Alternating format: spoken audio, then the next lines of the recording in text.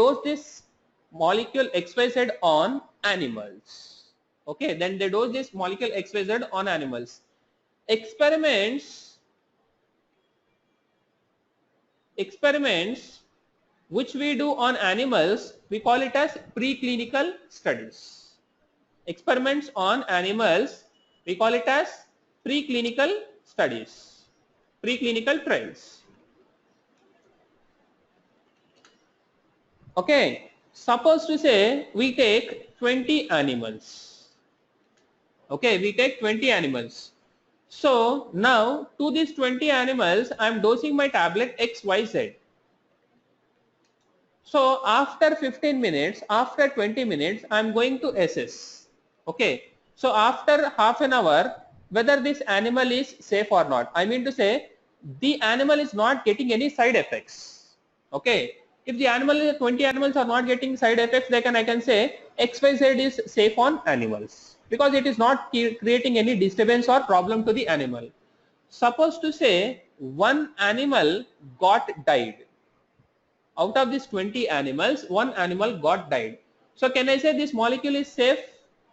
No.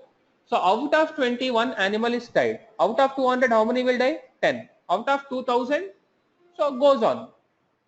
Fine. So now we can't straight away confirm that this molecule is not safe. Now what we do is we will take this animal case study. So we take this animal as case study. All 19 animals are okay. Why this one animal is not okay? We start another study. So this goes into the domain called pharmacovigilance. This goes into the particular domain called pharmacovigilance. Pharmacovigilance people will study each and every report, each and every parameter of this animal. And finally, they will confirm, boss, this death was not due to your XYZ molecule. This animal internally has some effects. Due to this reason, this animal was died. So if you are getting this report from your pharmacovigilance team, no issues, you can move to next level. Suppose to say the pharmacovigilance team has concluded that this death has happened due to this drug only. Then in that case, you are not supposed to go forward. Again, you have to go back to your formulations. You have to create a formulation again. Okay. Suppose to say think positive, we are done. So 19 animals survived, 19 animals are okay, and one death happened. But that death is not due to our XYZ molecule. So now you can say your XYZ molecule is safe on animals. Okay, XYZ 500 mg, tablets 500 mg, suppose to say. Dose is also important, right? XYZ 500 mg tablets. Fine, right. So now your preclinical trials are successful because there are no issues with animals, all are okay. Next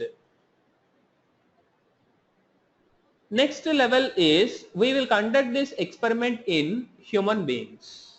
Okay, clinical trials are mainly classified into 4 phases. When we are doing on humans, we have 4 phases of clinical trials. Phases of clinical trials. Okay, it's nothing but phase 1 to phase 4. Okay, right. So we go step by step. What is a phase 1 trial? Okay, what is a phase 1 trial? So phase 1 trial, what we do is we will take healthy volunteers.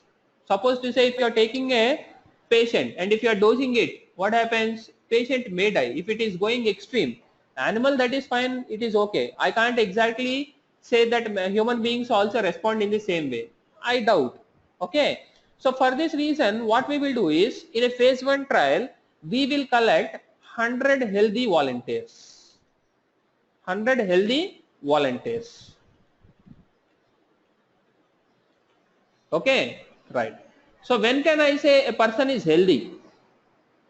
When can I say a person is healthy? So if he is free from disease and if he is not having any side effects, right? So now to confirm a person is healthy, anyone has gone through a fitness certificate for any exam in the past? No. Fine. No issues. So now first point to check here is height, weight, and the related parameter BMI. Okay, so your BMI should be in the area 18 to 23. Strictly saying it is 18 to 23. So if your BMI is in the range 18 to 23, then only you can say this person is healthy. Otherwise, no. Okay. Added to this, X-ray, heart related, right? X-ray, ECG. So what is the difference between X-ray and ECG? X-ray will give you the shape. Okay, so simple understanding, because I'm not a guy from clinics, so you are far better than me, I understand. But still, for a common man to understand, X-ray will give the like a format, like how the shape of your heart is. Okay, ECG will give you the functionality, how your heart is working. Okay, ECG stands for electrocardiogram. Electrocardiogram, right? So X-ray, ECG, and ophthalmology. Ophthalmology is related to eye, right? Added to this, how many parameters we have? 1, 2, 3, 4, 5, 6. Added to these 6 parameters, again we have some laboratory tests, such as hematology, serology, biochemistry, urinary analysis. So these are the tests of your laboratories. So now hematology will have 10 parameters. Approximately say we have 10 parameters here. Approximately 10 parameters we have.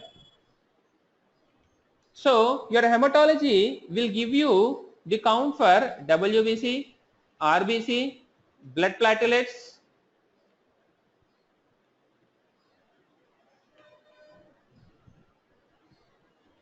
etc. Okay, percentage of your hemoglobin, etc. So likewise, each and every laboratory test will give you 10 parameters, will have separate 10 parameters. So now 10 fours are how many? 40 parameters. Okay, this also will have 10 parameters approximately.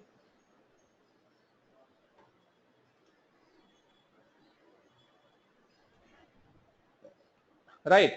So this also will have 10 parameters approximately. Fine. So total 40 plus 6, how many parameters?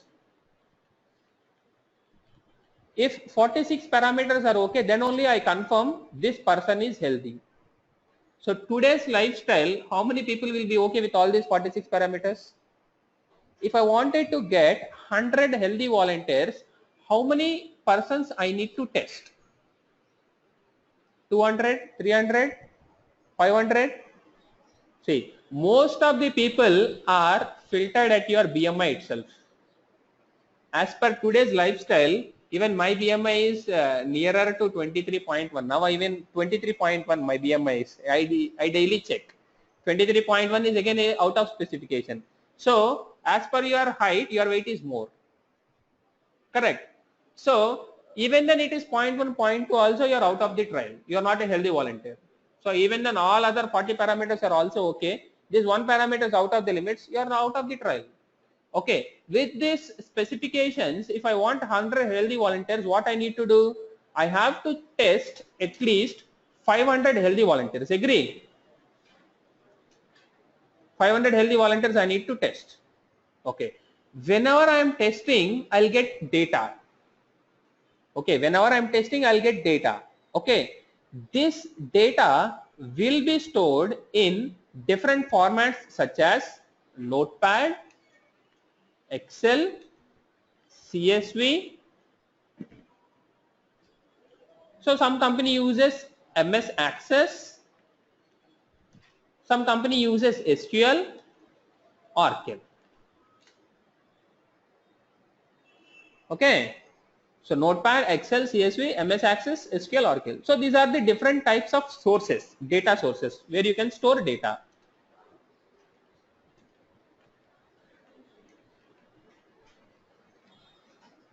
Okay, fine. So in Excel, you will store. Suppose you're working for CRO1. Your CRO is storing data in some Excel file. Okay. Now you are working in a CRO. Your CRO is storing data in some SQL.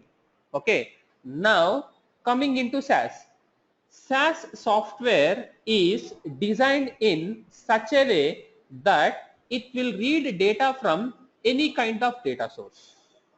Okay. Basically, SAS has 4 functionalities here. Basically, SAS has 4 functionalities here.